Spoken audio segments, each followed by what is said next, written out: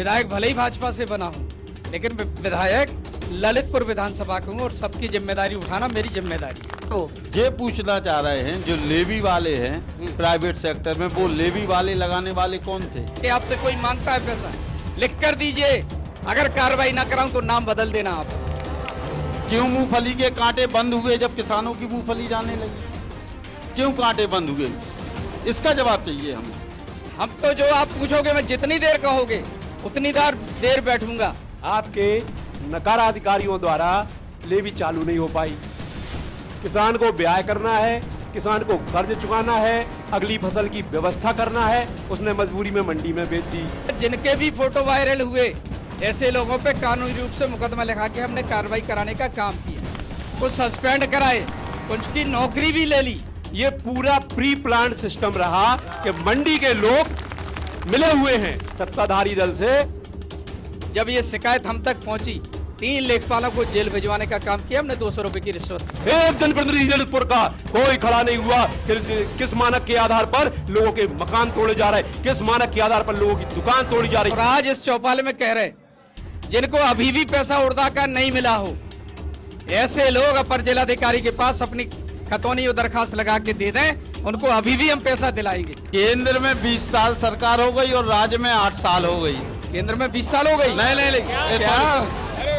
धन्यवाद धन्यवाद। कम से कम आगे के लिए तैयारी। मैं सीधे सबको कह रहा हूँ, किसी भी पार्टी का हो, वो चाहे भाजपा का हो, चाहे सपा का हो, चाहे कांग्रेस का हो, चाहे बसपा का, या इसके अलावा अगर वो अपने आप को दबंग समझता है, गुंडागर्दी करता है, तो कानून उसके साथ कार्रवाई करेगा। किसी गरीब के साथ अन्याय बर्दाश्त नहीं होने देगा। आज ये किसान का फोन आया, मूंगफली ले ली, जो किसानों की मूंगफली थी उनके कागज नहीं है। विधायक जी, अपने को जो दबंग मानते हैं, गुंडा बदमाश मानते हैं, वो अपने समाज में रहकर ठीक ढंग से अपने को व्यवस्थित कर लें, अपनी रवैये को सुधार लें, नहीं तो हमारा कानून काम करेगा। कि जिनके हाथों में छाले पैरों में बेवाई है, जिनके हाथों में छाले पैरों में बेवाई है, ये रौनक तुम्हारे बंगलों में इन्हीं के दम पे आई है। और कोई भी सिरफरा जब चाहे जो चाहे जो कर ले। हमारा मुल्क है या बुधवा की लुगाई है, हमारा ललितपुर है या बुधवा की लुगाई है। बहुत सारे लोग, आप सब लोग आए, ई के लाने हमारा आभार, बुंदेली वार्ता को आभार। विधायक जी आप आए, आपके लाने भी धन्यवाद। और कोनो भी जब व्यक्ति, कोनो भी राजनेता सत्ता में रत, तो सत्ता के लाने बड़ो कलेजो चाहने पर, चाहे अखिलेश जी सत्ता में हुए, सो भाजपा वालन ने, कांग्रेस वालन ने, बसपा वालन ने बहुत घेरो। कलारी चौराहे पे है तो सत्ता वाले निशाने पे, रोड नहीं डरो तो, सामुदायिक स्वास्थ्य केंद्र में समस्या है तो आपकी जिम्मेदारी है। हर चीज को जवाब आपको देने और बड़ो कलेजो चाने। बहुत सवाल आ गए, आधे तो भूल ना गए हो, और ऊपर से विधायक भी हो तो और बड़ी एक जिम्मेदारी। सत्ता में हो तो तनक निकल सकत पतरी गली से, चलो हम आ रहे तनक पानी आनी पी के बगल के घर, लेकिन विधायक हो तो और बड़ी एक जिम्मेदारी होती। कैसे आदमी भरोसा करके वोट देते 10 लोगों में, 10 लोग लत उनके लाइन में, और उन्हें चुनने परत के हमें जो आदमी पसंद है। एक बड़ी चुनौती है आपके लाने। पहले तो खाट पंचायत में बुंदेली वार्ता के सभी साथियों का धन्यवाद, और साथ में पंचायत में पधारे हमारे सभी राजनीतिक दलों के अध्यक्षगण, उनके साथीगण, उपस्थित हमारी सारी जनता। आपके माध्यम से इतनी बड़ी चौपाल यहाँ हो गई, और चौपाल के पहले मेरे पास जितने भी किसान गए, जो समस्या दी, उनका निदान नहीं हुआ तो कोई किसान ये कह सकता है कि हम गए थे और आपने हमारी बात को नहीं सुना था, भगा दिया था, या हमारी समस्या पे कुछ आपने एक्शन नहीं लिया। मैं प्रयास करता हूं कि वो चाहे सत्ता का हो या विपक्ष का, हमें हर आदमी की बात सुनना अनिवार्य रूप से है। क्योंकि मुझे विधायक भले ही भाजपा से बना हूं, लेकिन विधायक ललितपुर विधानसभा का हूं और सबकी जिम्मेदारी उठाना मेरी जिम्मेदारी है, चाहे कोई हो। जनता के बीच में जब जनप्रतिनिधि चुना जाता है तो चुनाव के बाद उसकी जिम्मेदारी सारी जनता के प्रति होती है। अभी पहले तो बिजली होती नहीं थी, आज हमने हर मजरे तक बिजली पहुंचाने का काम किया। हम जानते हैं किसान की समस्या है, क्योंकि हम भी किसान हैं, तो हमने ये कहा कि रसीदें कटवा करके आप लोग बिजली के कनेक्शन लेकर के अपने पानी को व्यवस्था करो। लेकिन समस्या क्या है, अब 25 किलोवाट का तो ट्रांसफार्मर है और 40 लोगों के कनेक्शन की रसीद कट गई और सब लोग एक साथ रसीद उस पर तार डालते हैं। परिणाम ये निकलता है कि ट्रांसफार्मर बर्स्ट हो जाता है और बिजली कट जाती है। लेकिन जैसे अब सोंजियाई को कुआ होता अपन को, तो पहले हम लोग औसरी बांध के चलाते ना काम, ऐसे अगर हम बिजली की रसीदें जो कटाए हैं औसरी बांध के 10-10 जने अगर अपने तार लटकावें तो हम जाना तो वो ट्रांसफर भी काम करे और आपकी सिंचाई भी हो जाए। जा कह रहे विधायक जी, एक अब सामने आते, हम शुरू में चर्चा कर रहे थे उनसे, वे कह रहे थे पहले हम 10 रसीदें कटवाते गांव से और बाकी कटिया से जलाते, टॉप की फर्स्ट क्लास लाइट आती, मजा आता। बोले जैसे ही हमने 100 रसीदें कटवाओ शुरू करो लाइट गोल। देखिए 100 रसीदें तो कटवाई, लेकिन हमने जो बात कही उस पर नहीं चल रहे है। क्या कोई भी चीज हो पावर से अधिक इस्तेमाल करोगे पावर नष्ट तो होगा ना। तो हमारा यही है कि रसीदें तो 100 कटी, तो 10-10, 15 करके अगर अपने 2-2, 4-4 दिन का अभियान चला के काम करोगे तो सबका काम निकट जाएगा। दूसरे ट्रांसफार्मर जो खराब हो रहे तुरंत कई जगह की वापसी मैंने जैसे ही जानकारी होती है वापस भिजवाता हूं। अब जहां तक भ्रष्टाचार की बात है तो भ्रष्टाचार में हमने उनको भ्रष्टाचार में लिप्त करने का काम किया। कैसे? लाइन मैन आया, अगर कार्ड दी उसने तो तुरंत आके आपने 100, 200, 500 दिए, लाइन जुड़वा दी। क्यों करते हो? आपको शिकायत करना चाहिए, पैसा नहीं देना चाहिए। पैसा लेने वाला और देने वाला दोनों भ्रष्टाचार में आते हैं। इसलिए मेरा आप सबसे निवेदन है, ऐसी जहां की भी समस्या है, आज आपके हाथ में एंड्रॉयड फोन है, फोटो बनाइए। आपने देखा होगा जिनके भी फोटो वायरल हुए ऐसे लोगों पे कानूनी रूप से मुकदमा लिखा के हमने कार्रवाई कराने का काम किया, कुछ सस्पेंड कराए, कुछ की नौकरी भी ले ली। लेकिन आप जब बताएंगे नहीं, अभी बड़ी बात नहीं, मैं छोटी सी बात एक और, अभी उड़दा का बीज हमारा उड़दा की फसल नष्ट हुई।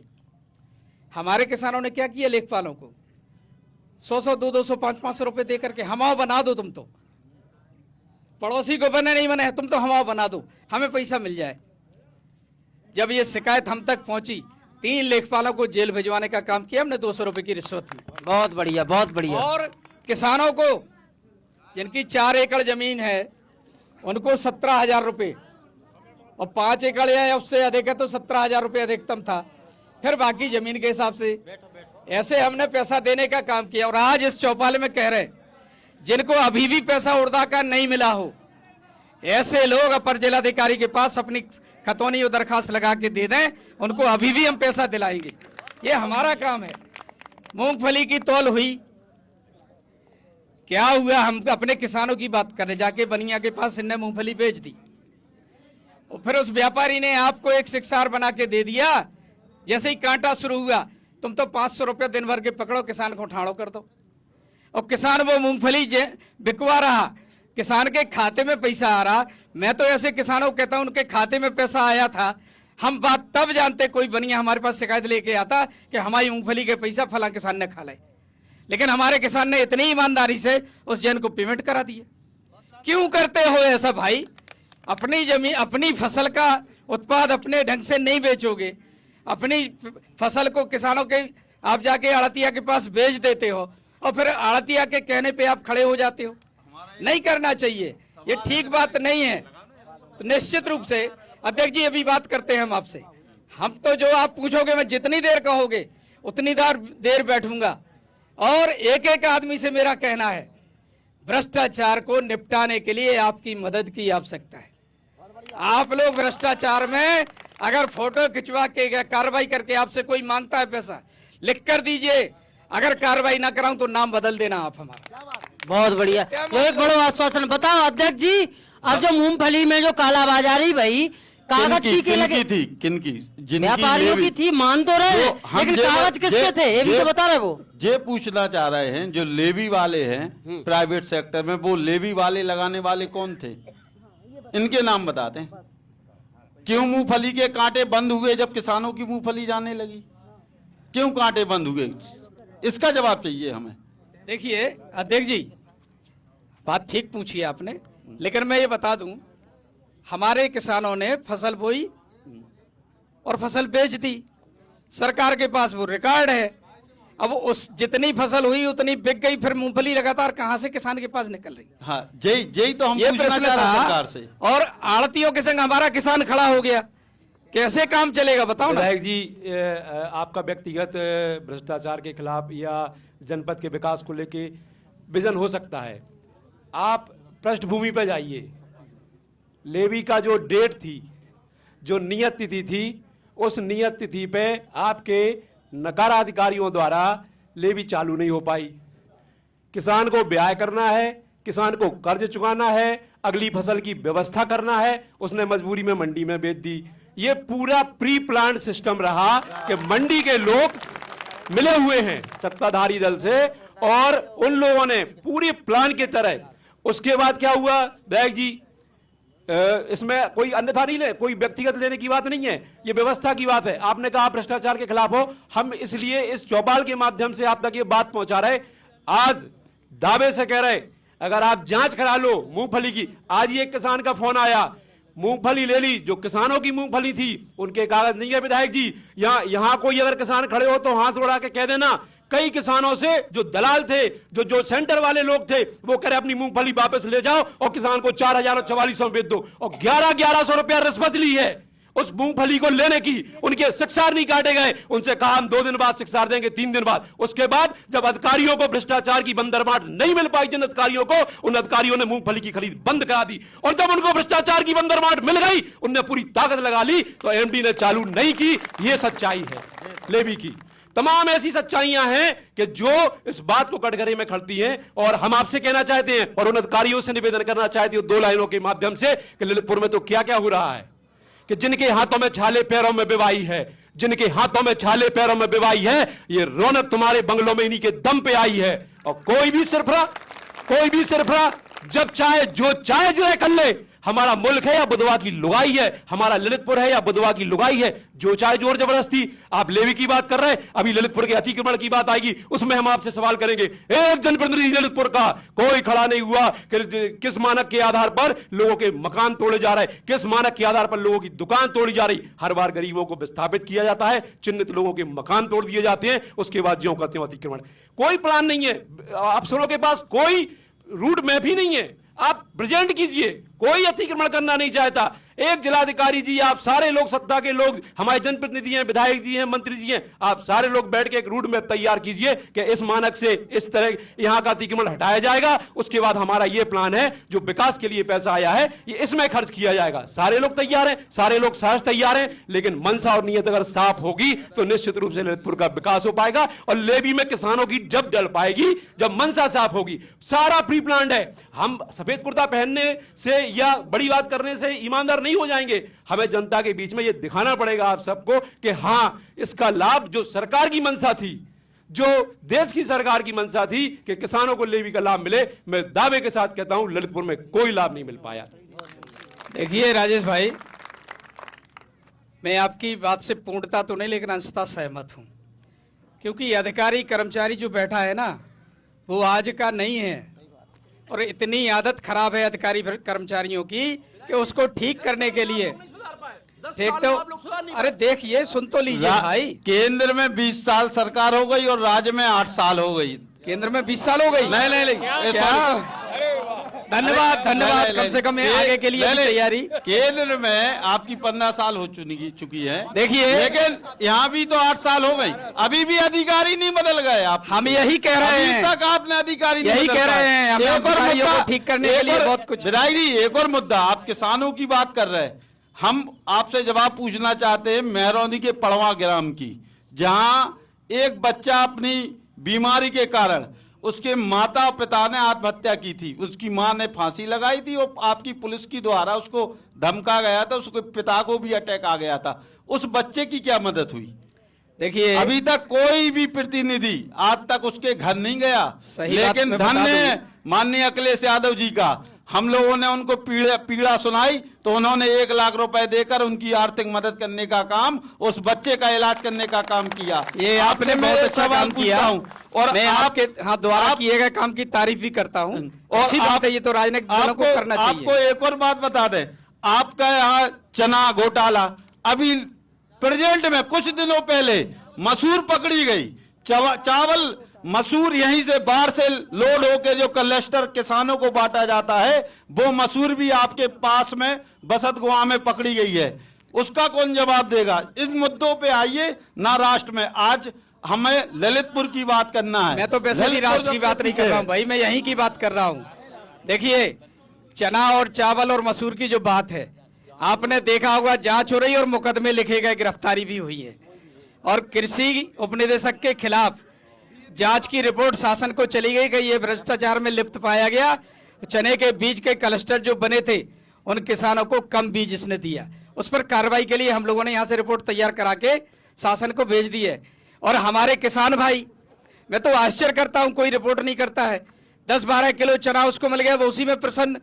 उसको 80 किलो चना मिल रहा था, उसको आकर के हमने जब गांव टीम भेजी अपनी जांच की, तब उन्होंने ये स्वीकार किया कि हाँ हमको 12 किलो चना मिला। यहाँ बीज की किट बढ़ती थी। इस बार मैंने पहली बार कृषि अधिकारियों को अपने उस टारगेट पे लिया कि तुम लोग पहले प्रतिनिधि बुला के बांटते थे, चाहे वो हमारा प्रधान किसी भी पार्टी का हो, उसको बुला के किसानों को बीज बंटवा दो। यहाँ हमारा जनप्रतिनिधि है, उसको बंटवा दो, जिला पंचायत का उससे बंटवा दो। ये काम हम लोग कराते रहे हैं। और सड़क की बातें कर रहे हैं ना आप लोग। आप बताइए, यही बार में बैठे हो, ये बार बानपुर की सड़क केवल 12 किलोमीटर रहेगी जो प्रस्तावित हो गई है। आपको बता दूं, शीघ्र बनेगी। आपकी ललितपुर में, ललितपुर से राजघाट, राजघाट से जखोरा, और कितनी सड़कें ऐसी हैं जो आपके बीच में बनी है इसी पीरियड में, 7 साल 8 साल के में। कितने पुल बन गए हैं। मेहरौनी विधानसभा तो रिकॉर्ड पुलों का निर्माण हुआ है। अपनी ललितपुर विधानसभा में आपका बयाने नाले का पुल, आपका सहजा नदी का पुल, सवेरे हम उसका शिलान्यास करने वाले हैं। आपका देवगढ़ रोड पे पुल, ये निर्माण किसके शासन में हुए बताओ ना। हम लोगों का काम है, आप लिखकर शिकायत भेजो, उसका समाधान गारंटी से किया जाएगा, हम विश्वास दिलाते हैं। और कानून की बात, तो ये जो बाजार लगा है, उस बाजार में कितना ऊधम होता था हमने देखा। डलियां में लातें मारी जाती थी। अगर हमने कानून व्यवस्था ठीक की तो इसमें किसी को बुरा नहीं लगना चाहिए। हम चाहते हैं अपने को जो दबंग मानते हैं, गुंडा बदमाश मानते हैं, वो अपने समाज में रहकर ठीक ढंग से अपने को व्यवस्थित कर लें, अपनी रवैये को सुधार लें, नहीं तो हमारा कानून काम करेगा। मैं सीधे सबको कह रहा हूं, किसी भी पार्टी का हो, वो चाहे भाजपा का हो, चाहे सपा का हो, चाहे कांग्रेस का हो, चाहे बसपा का, या इसके अलावा अगर वो अपने आप को दबंग समझता है, गुंडागर्दी करता है, तो कानून उसके साथ कार्रवाई करेगा। किसी गरीब के साथ अन्याय बर्दाश्त नहीं होने देंगे।